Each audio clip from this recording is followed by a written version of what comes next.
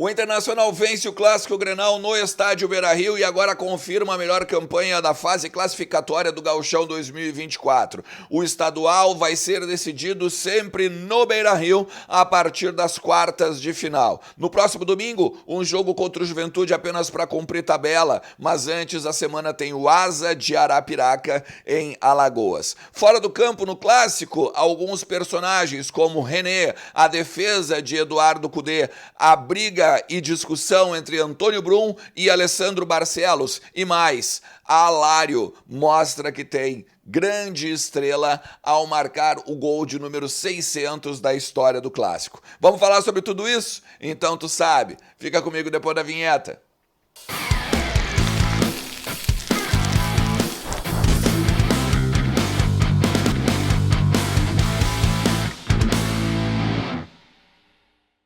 Fala Colorado, fala Colorada, como é que vocês estão? Tudo certo? Tudo beleza? Bora falar do Internacional porque é bom falar de futebol, principalmente num dia após uma vitória no Clássico Grenal. O Inter que faz 3-2 no Grêmio, no estádio Beira-Rio e agora, meu amigo, é líder isolado do Campeonato Gaúcho, não pode mais ser alcançado e vai decidir no Beira-Rio, então, todas as partidas da fase final do estadual. Tu faz o seguinte, fica comigo até o final do vídeo, te inscreve no canal, ativa a notificação, porque a gente tem muito bastidor para conversar, principalmente depois ali na Zona Mista e entender algumas coisas que estavam acontecendo ontem lá na nossa casa, no estádio Beira-Rio, beleza? Não te esquece também que eu espero que tu tenha colocado uns pila no Internacional na KTO. A vitória do Inter tava pagando 2 ontem, eu acho que tem uma galera que botou uns pila no bolso e principalmente se usou o cupom Ernest lá na KTO, ganhou 20% de bônus no primeiro depósito. Tomara mesmo que todo mundo tenha forrado aí os bolsos e tirado uns pila do sueco, beleza? Vamos lá, gente. Deixa eu falar pra vocês uma coisa, tá? Eu acho que a gente pode dividir o Grenal ontem. Vou falar muito rápido porque todo mundo já conversou também sobre o jogo, né?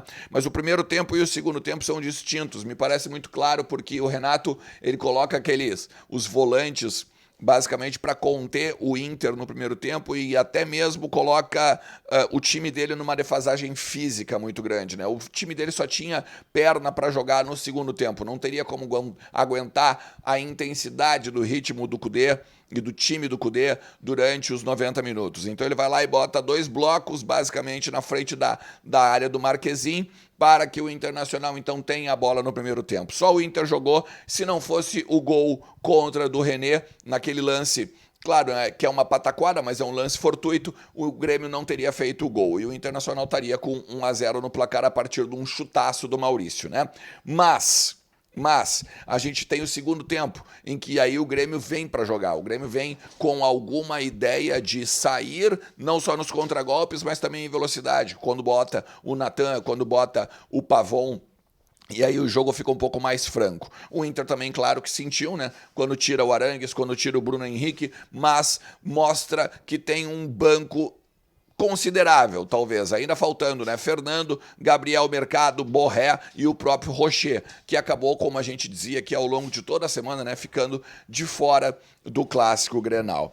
Assim, é óbvio, né? Que também o Inter mostrou um mental muito forte, porque mesmo atacado pelo Grêmio no segundo tempo, e o Grêmio aproveitando, né, esse ímpeto de jogar em casa do Inter, de ser melhor mesmo, de propor o jogo, o Grêmio estava, né, fazendo alguma pressão no segundo tempo e, inclusive, no 2-2, quando o Inter vai lá e empata com o Alário, o 2-2, o Inter nunca deixou de atacar, o Inter nunca deixou de buscar o gol. E aí a gente começa a falar os bastidores. Primeiro de tudo, né?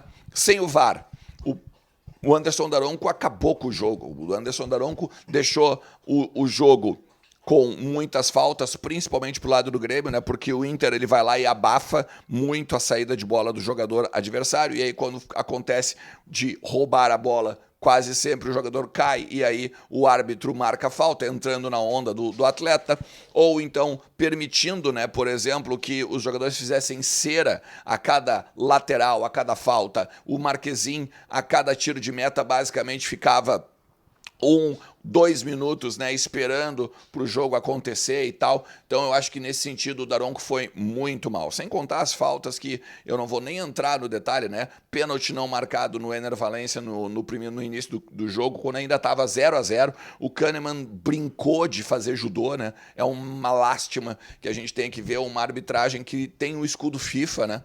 Ser tão conivente com o antijogo, né, que o Grêmio propôs ao longo de todos os 90 minutos. Mas, vamos lá.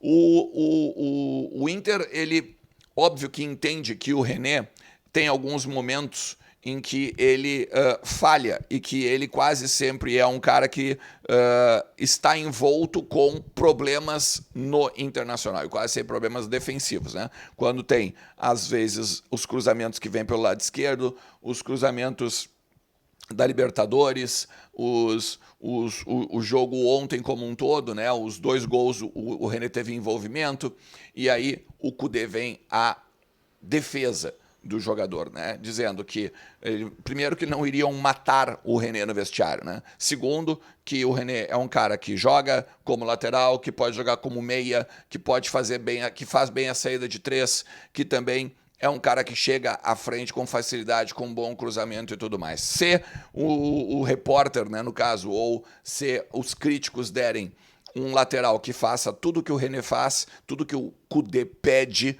ele poderia botar o René no banco, mas não é o caso. O René vai continuar jogando.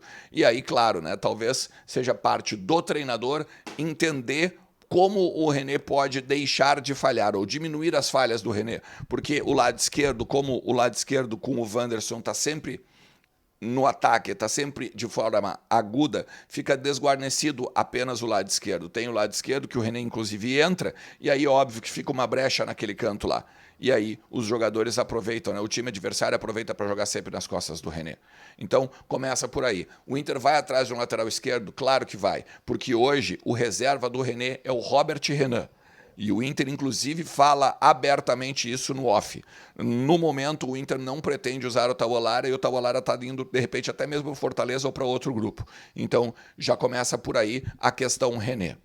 O Alário, né, meu? O Alário faz o gol de número 600 na primeira bola que ele pega no primeiro minuto, basicamente, que ele estava em campo a partir da modificação do Eduardo Cudê. O gol de número 600 é histórico, né, do Internacional em Copas, mas em Grenais, melhor dizendo. Só que eu quero falar dele da questão mental, da questão do quanto ele mudou o jogo mentalmente, porque ele entra e incendeia o time do Inter e faz principalmente enfrentamentos no tete-a-tete com os jogadores do Grêmio. Quando o jogador do Grêmio cai no chão, ele vai lá e bota o peito lá, né? Vai lá e faz uma briga, um enfrentamento de o psicológico, né, que a gente sabe que sempre no futebol não aceitou em nenhum momento pro Reinaldo, não aceitou nem pro Kahneman, né, fez várias vezes um bate-boca com o Kahneman no meio da área lá. Então o Alário também traz essa questão argentina que talvez a gente tinha